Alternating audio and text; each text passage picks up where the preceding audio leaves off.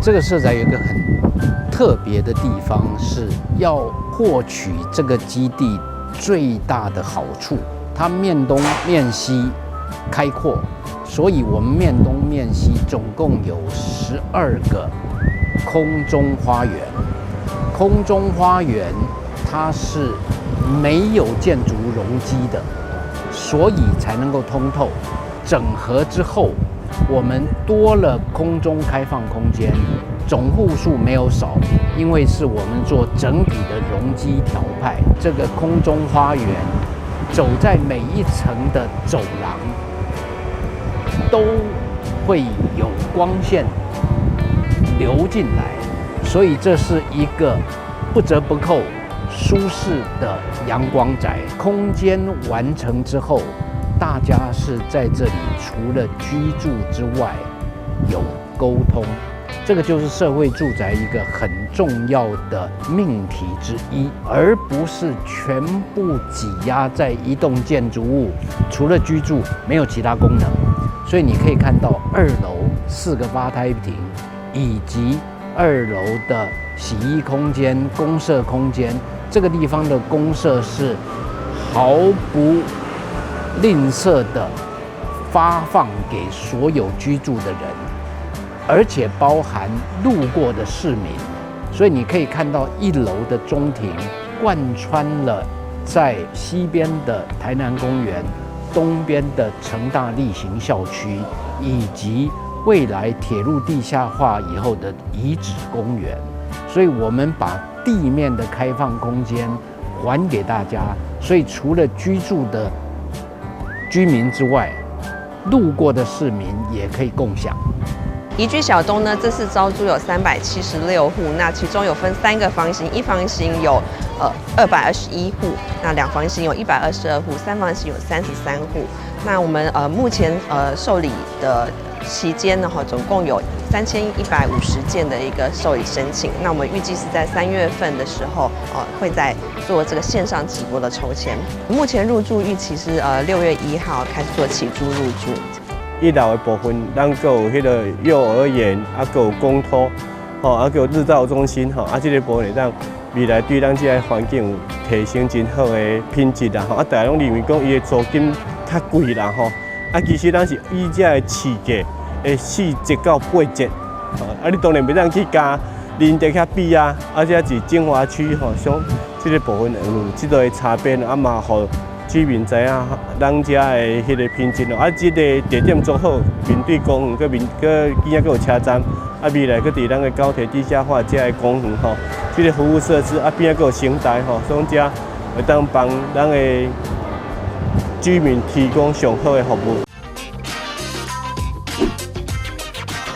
掌握市政3分钟，台南进步向前冲。这个地方地点非常好，就在小东地下道上来，所以这个地方可以说交通四通八达，是缝合都市的第一线。那也是在台南公园的正对面，距离车站近，距离成大以及成大医院以及这个公园都非常方便。那这个地方是首屈一指的社宅。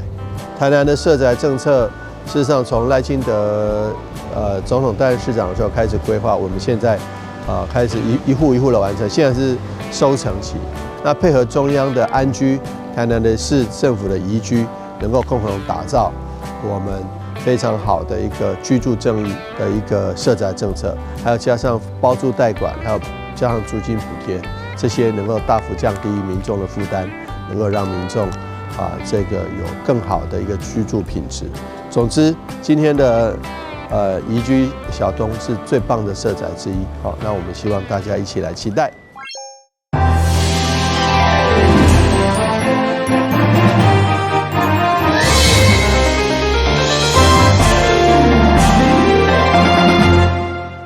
大家好，我是陈碧纯，欢迎收看3月24号礼拜2的中嘉台南地方新闻。为了将台南由一个农渔产品推向国际市场，台南市政府结合在地厂商，将伫个3月30号到4月1号第一届参加伫个英国伦敦举办的英国国际食品饮料展，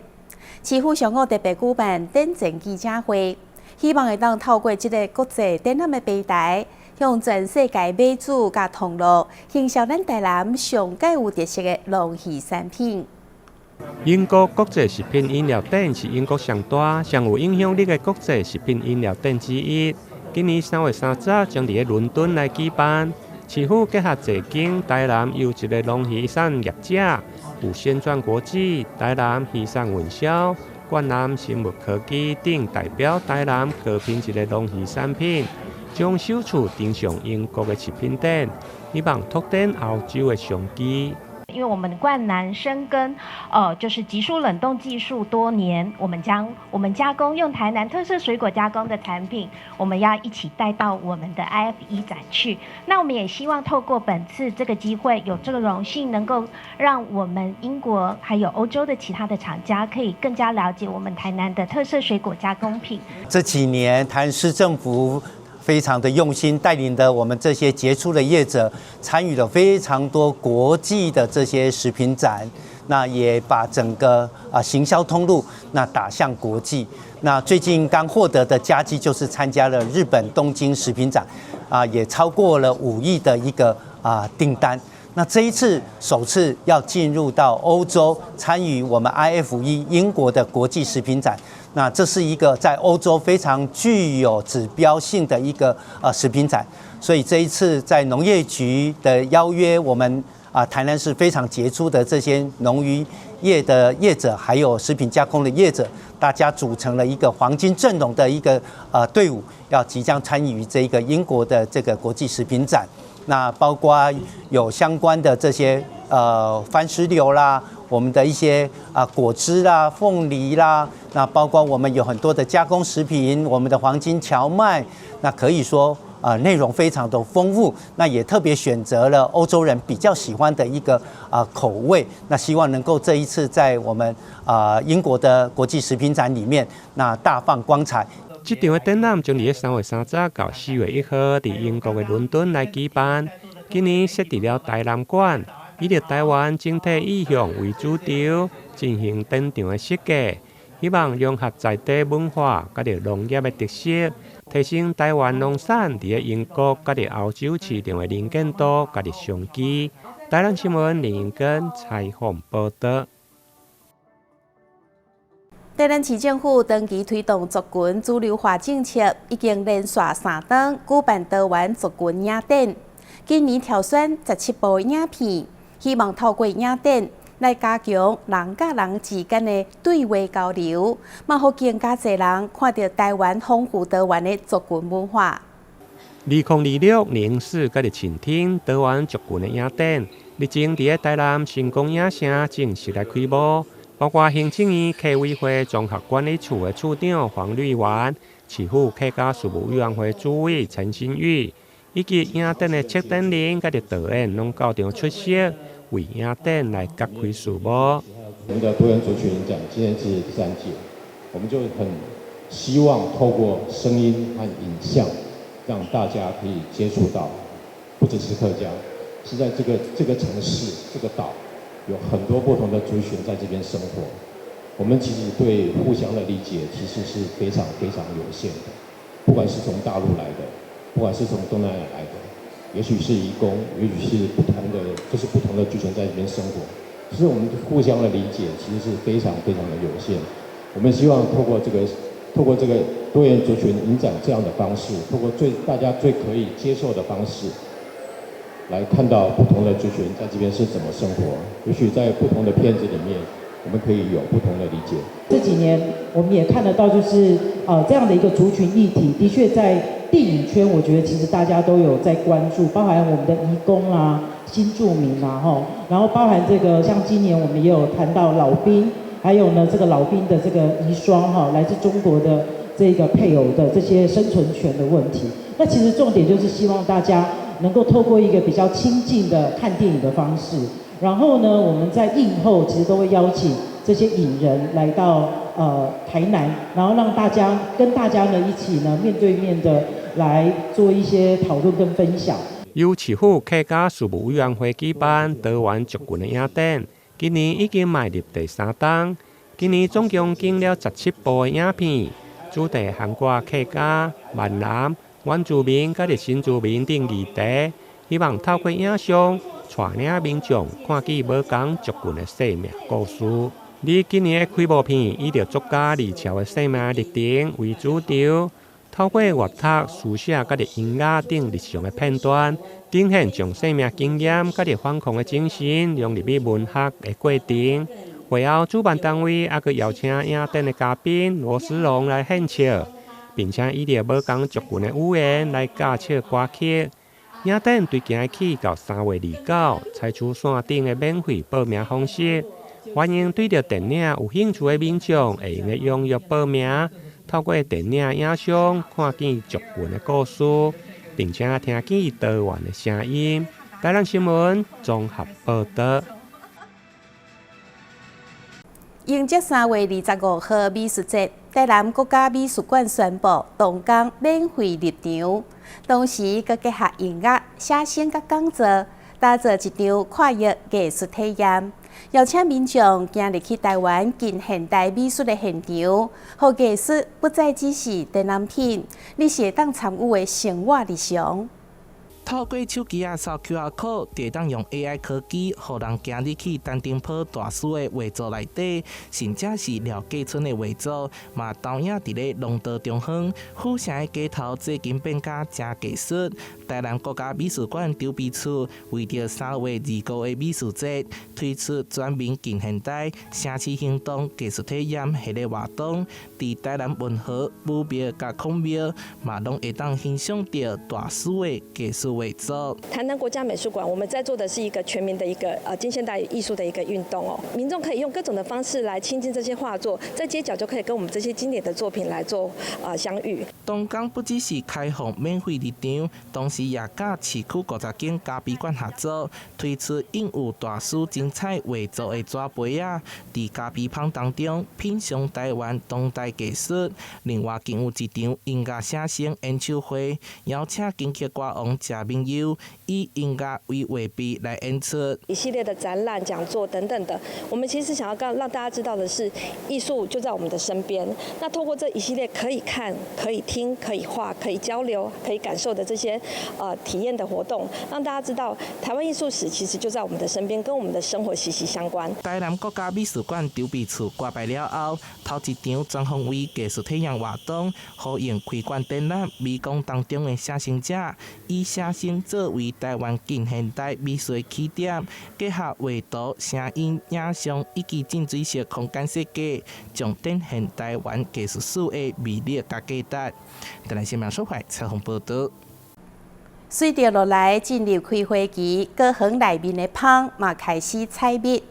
大内区的做花幸福庄园24号举办高雄市芳的课程，活动去因嘉南药理大学的师生组队参与，实际走入去农场学习，近距离观察风的生态。咱做回来看卖。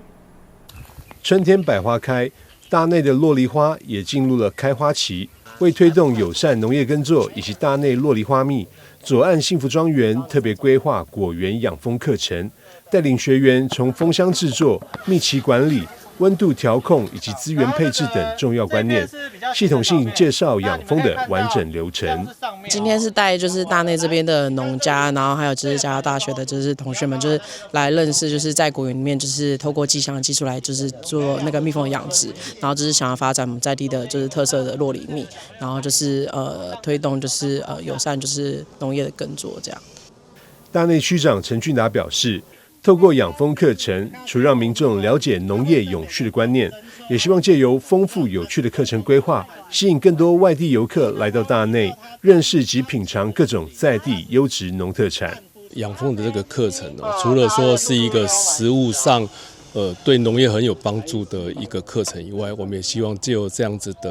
的一个上课的环境，那整个课程的安排吸引到很多外地游客可以来我们大内，就新农业永续的这个议题来多多的认识。课程特别邀请到有蜂农牧讲师叶伯庭授课，透过户外实地教学，学员不仅贴近自然环境，也能直接观察蜜蜂与果树之间的互动关系，使学习更加具体且深刻。蜜蜂它基本上是受到威胁才会攻击你。好，所以我现在示范一件事情哦，如果你们等下想吃可以吃，手干净的话，那我现在挖一些它上面的蜂蜜，然后你放到工蜂的面前，你会发现这些工蜂它会开始吃你手上的蜂蜜。有看到吗？它会把口气伸出来，然后舔你手上的蜂蜜，然后如果它舔得太忘我，它会整只爬到你的手上。今天的课程你有学到什么吗？有学到怎么那个生火技能，还有就是如何养蜂，吃到蛮多蛮不错的道地产品。区长陈俊达表示，随着永续及友善农业理念日益受到重视，这类课程也展现了农业跨域整合的发展趋势，期望吸引更多青年及学界投入，为农村注入新活力，打造兼具经济价值与环境永续的农业新典范。台南新闻张伟忠采访报道。旅游景点、私房秘境、农底家，特色美食、乐力哉，生活时事抢先报。中嘉新闻周报，深耕在地，放眼全国，掌握最新地方资讯。每周六下午1点，就在高雄都会台。基隆戏院篮球队举行记者会，宣布由凯撒饭店连锁冠名赞助，球队正式改名叫做凯撒基隆戏院篮球队。各界来了侪贵宾出席见证，象征企业甲球队牵手合作，为基隆的篮球注入新的力量。SBL 超级篮球联赛本季新军基隆黑鸢篮球队近日好事连连，不但在10日的基隆开幕战中以93比84击败了台啤队，成功捍卫自家主场。篮球队更是宣布获得凯撒饭店连锁冠名赞助，更名为凯撒基隆黑鸢篮球队。这份信任不仅肯定黑鸢的潜力，也是基隆凯撒黑鸢2026首季最坚实的合作基础。记者会上阐发出副处长黄义维、篮球队总经理林冠伦、立委林佩祥、凯撒饭店董事长特助林博翰和企业伙伴共同宣布这项好消息，期盼藉由企业支持篮球运动，让基隆注入新的能量。要让基隆的篮球人，让基隆打篮球的孩子能够有个归属感，那要有我们自己懂篮球的人。冠伦当过国手，当过职业选手，当过教练，所以他来当的总经理是我不二的人选。去年正式开始招兵买马，然后算是一切顺利，也都是谢谢冠伦，还有向哥，还有各位好朋友的帮忙。在这半年努力，那也很感谢凯撒集团看到我们努力，然后能够认同我们球队经营的模式跟理念，那能够希望我们先从SBL 球队开始，然后吸引更多企业来赞助，然后来支持运动员他们在赛场上面这种不到最后一刻绝不放弃的这种精神，是我们凯撒的精神，也是完全重合在一起的。所以这个部分我们凯撒一直都非常的希望能够去支持我们的运动员。除了企业冠名赞助之外，主场应援的2位啦啦队员分享在主场和球迷互动的心得。球队基隆黑鸢本身是很有悍，就是很强韧的精神，所以在编舞以及我们的曲目上面都是非常的有 power、很有气势的感觉的。然后我们也会在一些局间的时候，到我们的看台上面，就是离观众比较近的地方，跟大家近距离的互动，跟球迷一起应援。希望大家可以多多进场，跟我们一起为我们的球队加油。应援的时候会看着每一位粉丝的样子，然后去引导他们一起做配合。因为目前我们上礼拜去参加主场的时候，现场的球迷可能稍微害羞一点点，所以他回去其实也苦恼了很久，因为他很希望是可以带动整个全场来为这支球队加油的。所以他目前他希望的方式，像我刚刚说那样，他会用很多诱导的方式让大家一起。然后因为他本身其实应援的风格也是偏活泼一点的。要从产官学3个方面我们开始来做结合。那基隆黑鸢的部分，一方面会在学术的3级球队的篮球的部分做持续的深耕跟深化。那另外一方面，我们产业发展的部分也会开始结合相关的企业一同来努力。那对基隆的体育事业来继续做推展。基隆黑鸢篮球队在2024年开始筹备，由市政府编列3000万元预算成立，并在2025年8月正式亮相。2026年获得凯撒企业冠名赞助，期盼有更多的基隆市民走进球场，支持基隆的篮球运动。记者黄少明基隆报道。桃园市大园区志日前正式出版，并且举办新册发表会，是桃园升格地下市以后13区当中第一本完成编纂的地园区志，历时3年半，动员20多位学者专家。完整记录大园100年来历史甲人文，并且首度纳入航空社的篇章，为大园留下珍贵的文化记忆。大园旗帜，历时3年半，桃园市大园区志正式出版。这是桃园升格直辖市后13区中第一本完成编纂的地方区志。桃园区长于志松表示，近20年来航空城计划影响大园地区发展深远，因此首度新增了航空城篇，系统性呈现航空城推动历程跟未来发展方向。未来区志将送交各地图书馆典藏，成为后续其他行政区编修区志的重要范本。那这也是我们升格直辖市之后第一个区所编修的一个区志了哈。那原则上，这个区志是已经把我们原来应该要保留的各种篇幅哦，那包含各种文化的一个传承的部分都保留下来了哈。那这一次的一个编修里面呢，也增加了航空城篇。那这个航空城篇就把我们航空城的一个推动跟未来的展望也放在这里面了哈。那这本区志呢，未来绝对是一个要研究整个大园区的历史，或者是人文，或者是政治，或者是各项的经济建设，都是值得参考的一本典籍啦。那未来我们也会把这些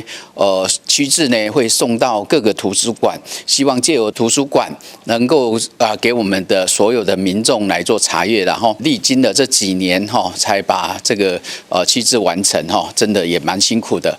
真的感谢大家的一个协助跟帮忙。那也希望它是一个可以传承给我们后代子孙的一个非常好的一个典籍。协撰人杨善尧指出，本次编纂集结了全国20多位专家学者参与，更有1/3是桃园人，总共编修12章节，其中宗教民俗篇特别耗时1年多，实地踏查并完整记录大园区内所有土地公庙，为地方志少见的深入调查。而区志的书籍设计也展现了在地的特色，以蓝色为主视觉，结合航空、海洋与100年前的古地图元素，象征大园临海临空的城市性格。那主要的这个总转是现在国立中央大学历史所的皮国立皮教授，那他带领的这个20多位来自全国不同的大专院校的教授、副教授跟助理教授以及几位的博士生，好，那一起共同参与这个区志的编纂。那1/3是桃园人，所以呢，对于参与这一个方式的编纂呢，其实也就是在参与自己家乡的故事的编纂。宗教篇也是一个这一次很特别的地方，因为宗教篇我们这一次纳入的这个内容，除了调查整个大园地区的宗教发展概况、宫庙、教堂、教会以外呢，很特别的是，我们花了大概1年多的时间，将整个大园地区的土地公庙全部跑过一次调查，而且也做了这一个拍照。这样的一个记录的动作，好，所以呢，这个东西收入在里面，也是过去历次的这个方志编纂并没有做到的一个部分，好，会是这次一个我觉得蛮详细的一个亮点。我们这次整体的这个区志用的是蓝色主调，原因就是要配合第一个大园区的这个区徽，好，那再加上呢大园这边独特的2个因素，第一个是航空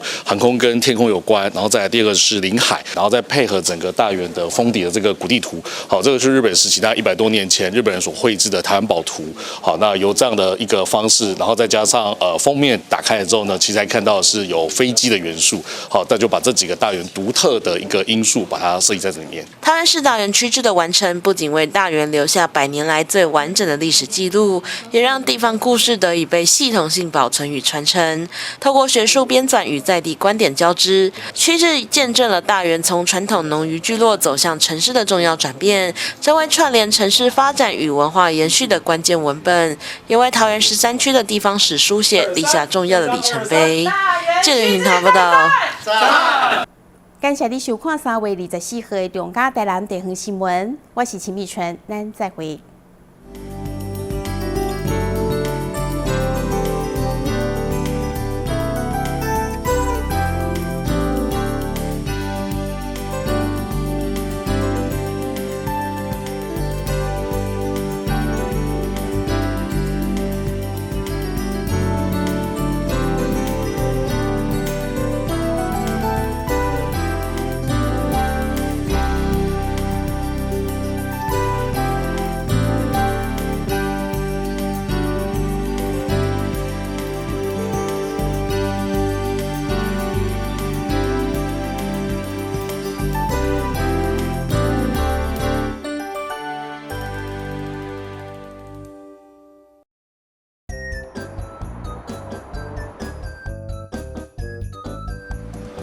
汽机车行经路口，请放慢车速，注意周围人车，并礼让行人优先通过，避免转弯死角。记得到路中心点再转哦。小心，行人也要遵守交通规则哦，请依照交通号志指示，走在行人穿越道上，专心快步通过，并随时注意车辆的动态，在安全处所等待，确认绿灯秒数足够再过马路哦。车辆慢暂停，行人安全行。内政部警政署关心您。以后你们想做什么工作啊？我想当建筑师，盖很厉害的房子。我要当少年股神，投资赚很多钱。啊！少年股神？真的啦！这个群组里面大家都说老师报的名牌很准，稳赚不赔。这么夸张？一定是诈骗！政府及柜买中心一直在宣导，不要加入陌生群组，不要随便相信名牌，稳赚不赔都是骗人的。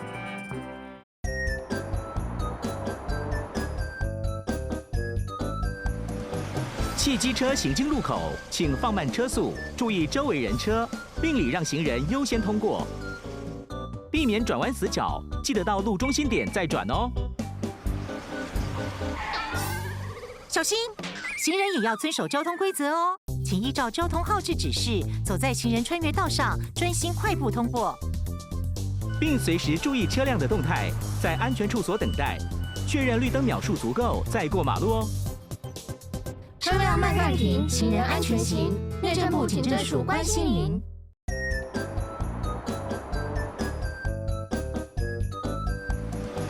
汽机车行经路口，请放慢车速，注意周围人车，并礼让行人优先通过，避免转弯死角。记得到路中心点再转哦。小心，行人也要遵守交通规则哦，请依照交通号志指示，走在行人穿越道上，专心快步通过，并随时注意车辆的动态，在安全处所等待，确认绿灯秒数足够再过马路哦。车辆慢暂停，行人安全行。内政部警政署关心您。以后你们想做什么工作啊？我想当建筑师，盖很厉害的房子。我要当少年股神，投资赚很多钱。啊！少年股神？真的啦！这个群组里面大家都说老师报的名牌很准，稳赚不赔。这么夸张？一定是诈骗！政府及柜买中心一直在宣导，不要加入陌生群组，不要随便相信名牌，稳赚不赔都是骗人的。你们知道吗？台湾即将迎来新的里程碑，是什么？是什么？这件事和你们都有关系，就是民法成年年龄修正了。那会有什么改变吗？改变可大了呢！从112年1月1日起，满18岁就是成年人喽。而且男性、女性一律满18岁以后才能结婚，成年人就能自行签契约、租房子、到银行开户。不过，成年人也要对自己的行为负完全责任，做任何决定前都要多加思考哦。我们会赶快去了解权利义务，迈向成年的第一步。